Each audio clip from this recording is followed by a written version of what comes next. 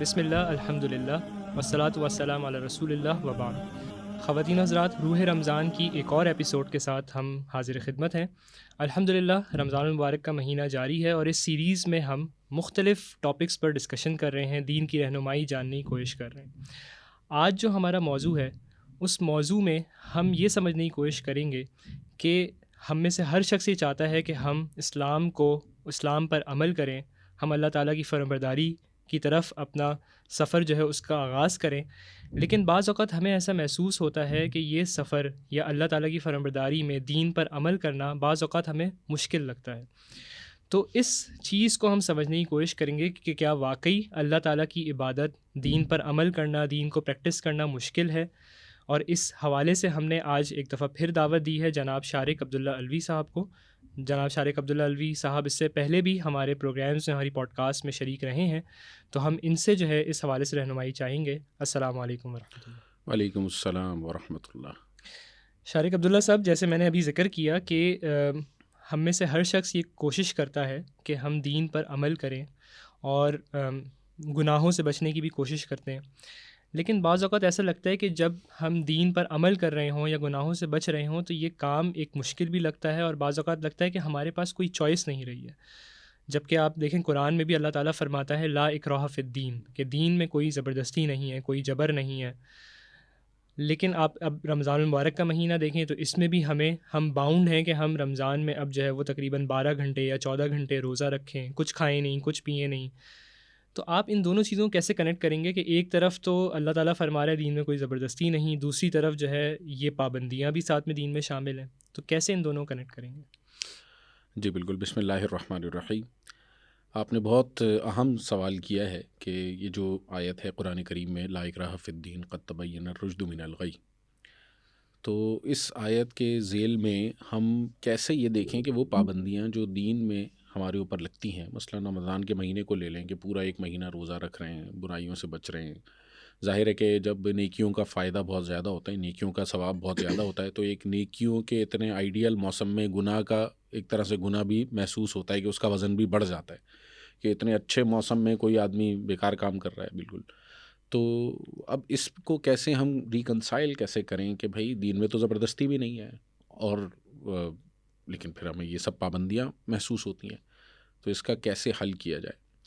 دیکھیں، اس کو سمجھنے کے لیے ایک مثال بہت اچھی ہے جس کو ہم سمجھاتے ہیں، اور جو آیت آپ نے تلاوت کی تھی اس کا جو دوسرا حصہ ہے جو میں نے پھر بعد میں ایڈ کیا، اس کو بھی پھر ہم اس کے ذیل میں ہی دیکھیں گے۔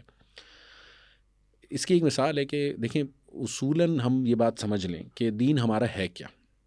دین ہمارا ہے ایک گائیڈنس، اور گائیڈنس کس چیز کی ہے؟ زندگی بہتر انداز سے گزارنے کا طریقہ، اور طریقہ بھی وہ کہ جس کے ذریعے ہمیں آخرت میں جنت مل جائے، اللہ کی رضا مل جائے، اور یہ اس رستے کی گائیڈنس کے اصول ہمارے پاس دین سے ملتے ہیں۔ روڈ میپ ہے، اور روڈ میپس یا گائیڈنس یا فریم ورک کہہ لیں آپ اس کو، یہ ہمیشہ بائنڈنگ ہوتے ہیں، دے آر آلویز بائنڈنگ۔ اس کی مثال ایسے ہے کہ اگر کوئی شخص مثلاً کسی جگہ جانا چاہتا ہے، ہم پہنچے ہیں جناب سوات میں ہیں ہم کالام جانا چاہتے ہیں، ایک مثال ہے، رستہ مجھے نہیں پتہ، اب میں وہاں کسی شخص سے رستہ پوچھتا ہوں رک کر، اور پھر میں یہ کہوں کہ بھائی میں نے رستہ تو تم سے پوچھ لیا ہے اور رستہ تم نے مجھے بتا دیا ہے، لیکن میں تو ایک آزاد انسان ہوں، I am free to do what I want to do, so I just do what I want to do. تو یہ اس بات کو اگر میں اس آدمی سے کہوں گا نا تو وہ بھی ہنسے گا، وہ کہے گا کہ کیسی باتیں کر رہے ہو تم نے مجھ سے رستہ ہی کیوں پوچھا تھا اگر تمہیں وہی کرنا تھا جو تمہیں کرنا تھا، تمہیں تو ایک یعنی کالام جانے کا رستہ چاہیے تھا، تو اس رستے کا میں نے تمہیں بتا دیا، ٹھیک ہے تمہیں جو کرنا ہے کرو، لیکن کالام جانا ہے تو یہی کرنا پڑے گا۔ بالکل اسی طرح نہیں ہو سکے گی، ہاں، ڈیسٹینیشن منزل کے لیے آپ کو خود بخود یو آر انہیرنٹلی باؤنڈ، یہ انہیرنٹ ہے اس کے اندر کہ وہ بائنڈنگ ہوتی، گائیڈنس از آلویز بائنڈنگ۔ تو اگر میں یہ سمجھوں، اب اس میں میں اس بات کو بھی اگر غور کریں، دیکھیں اصولاً اسلام کہتا ہے کہ you are free to be your self.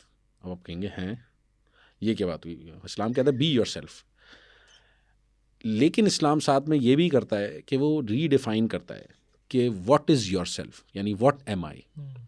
تو اسلام کہتا ہے کہ تم لوگ بندے ہو اللہ کے، you are slaves, so be yourself, یعنی be sleeves.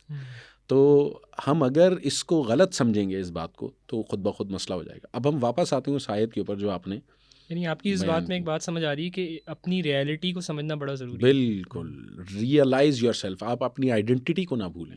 What are you, what am I. بلکہ ہم تو یہ کہہ سکتے ہیں کہ یہ تو وہ ان سوالات میں سے ہے جو بڑے سوالات بڑے بڑے فلاسفرز نے پوچھے.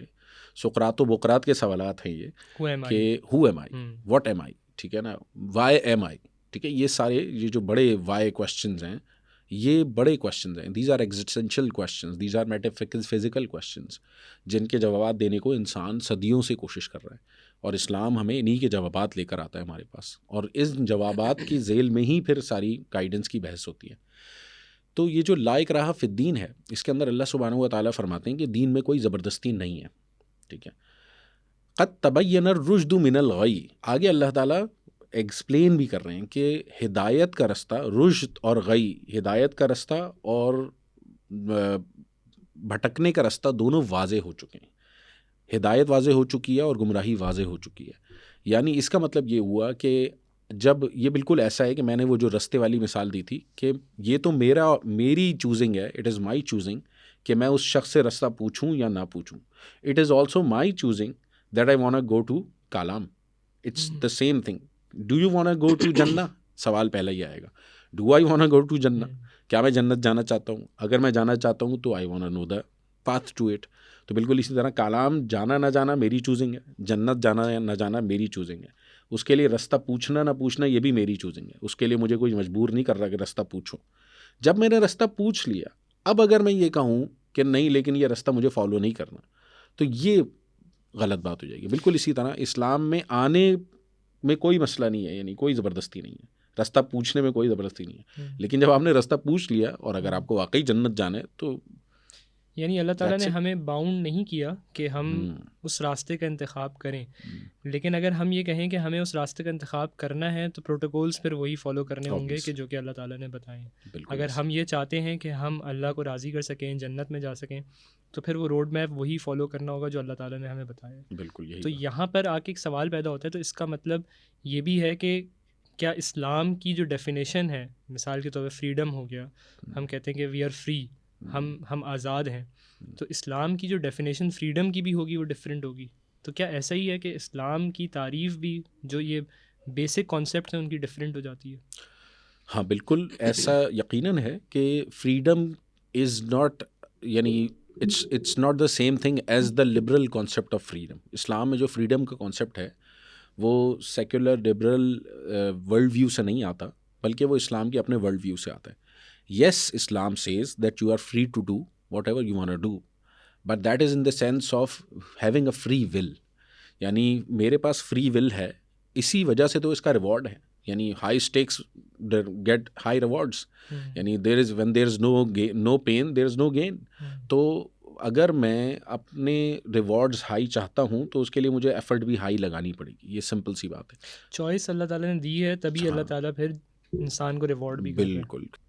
اچھا, اب اس کو ہم اگر اینڈ کریں تو آپ بتائیں کہ جہاں پہ یہ ایک آپ کہیں کہ کچھ ہم باؤنڈ ہیں یا ہماری فریڈم پہ ایک لمیٹیشنز ہیں, یا جس طرح آپ نے ذکر کیا کہ ایک اسلامک کانسیپٹ ہے فریڈم کا جو کہ it's quite different than the secular liberal concept of freedom, تو اس کا ریوارڈ بھی کوئی اللہ تعالیٰ نے دیا ہوگا. وہ ریوارڈ کیا ہے کہ اگر ہم اس اللہ تعالیٰ کی پابندی کو, جو اللہ تعالیٰ کی اوبیڈینس ہے, اس کو ہم فالو کریں تو اس کا ریوارڈ کیا ہے ان ریٹرن؟ دنیاوی اعتبار سے یا آخرت کے اعتبار سے؟ آخرت کے اعتبار سے, اصل ہمارے پرپس کے اچیومنٹ کے اعتبار سے. ہاں بالکل. اس میں تو سب سے بڑا ریوارڈ اس کا یہی ہے کہ اللہ کی رضا حاصل ہو جائے گی, اللہ کی محبت حاصل ہو جائے گی.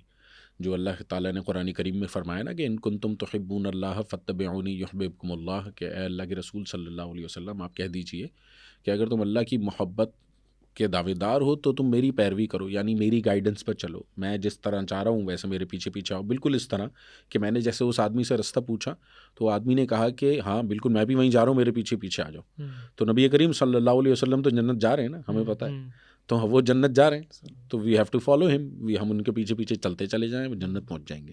یعنی اس آدمی کے نقش قدم پہ میں چلوں جس سے میں نے گائیڈنس پوچھی ہے.